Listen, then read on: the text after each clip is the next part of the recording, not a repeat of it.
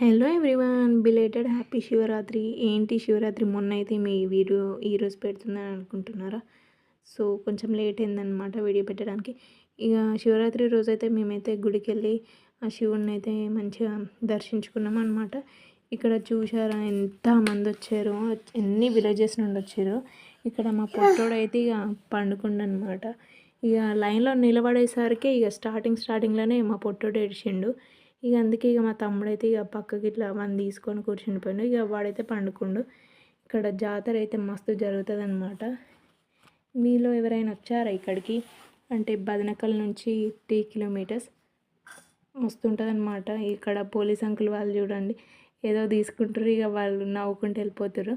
ఇక్కడ ఈ రింగాట మీరు ఆడినరు ఎప్పుడన్నా?